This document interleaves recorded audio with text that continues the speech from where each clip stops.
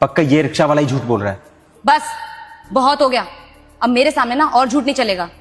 अगर वो रिक्शे वाला है इसका मतलब ये नहीं है कि वो झूठा और चोर है। झूठे तुम हो और चोर भी तुम हो। इतने टाइम से मेरी कंपनी में काम कर रहे हो, उसके बाद भी फ्रॉड करते हो यहाँ पर। तुम्हें शर्म नहीं आती है? सब कुछ पता चल चुका है मुझे, सीसीटीवी फुटेज में देख लिया था मैंने कि ये तुम्हारे पास आए थे पैसे देने के लिए और तुमने वो पैसे मुझे वापस भी नहीं किए, अपने पास रख लिए और सोचा कि मैडम को तो बता दूंगा कि मैडम के पैसे तो गिर गए, मैडम को क्या ही पता चल रहा है। वो तो अच्छा हुआ कि अंकल मुझे मिल गए और उन्होंने बताया मुझे कि वो पैसे तुम्हें दे चुके हैं, लेकिन तुमने सब कुछ जानने के बाद भी मुझे पैसे वापस नहीं किए, क्यों?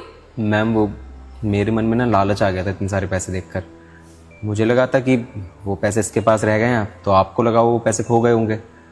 तो जब ये मुझे पैसे देने आया वो पैसे मैंने अपने पास रख लिए और आपने मुझसे पूछा भी नहीं। फिर आज ये दोबारा पैसे लाया तो मुझे लगा ये पैसे भी मैं अपने पास रख लूँ, पर मैम मुझसे गलती होगी। आज के बाद मैं ये गलती कभी नहीं करूँगा। बस बकवास नहीं सुननी मुझे तुम्हारी, और मेरे सामने सफाई देने की कोई जरूरत नहीं है।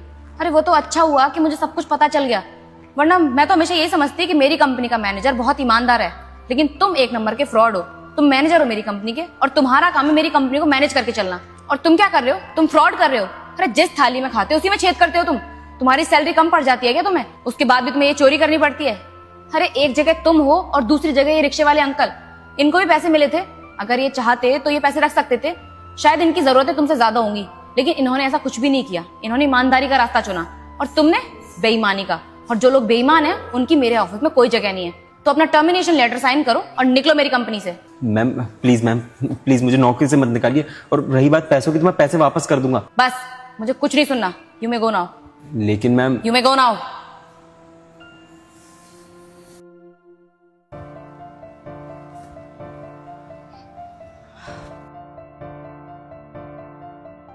अंकल आपका बहुत बहुत धन्यवाद, सच में आप बहुत ईमानदार हैं। इतने सारे पैसे देखकर तो मेरे मैनेजर का भी ईमान डोल गया, लेकिन आपने ईमानदारी का रास्ता चुना। आपका बहुत बहुत धन्यवाद अंकल। अरे नहीं मेम साहब, हम गरीब जरूर हैं मेम साहब, लेकिन ईमानदार हैं। जो पैसे हमारे नहीं है, भला उससे हमारा क्या हक? वो पैसे हम नहीं रख सकते थे मेम साहब। अच्छा अंकल, अगर मैं किसी भी तरीके से आपकी मदद कर सकती हूँ तो आप प्लीज बताइए मुझे। नहीं मेम साहब, कोई बात नहीं। अगर हमें कभी भी किसी चीज़ की जरूरत होगी तो हम आपको बता देंगे। अच्छा मेम साहब, हम चलते हैं। वो रिक्शा बाहर खड़ा है ना, हमारा सवारी का टाइम हो गया। नमस्ते। नमस्ते।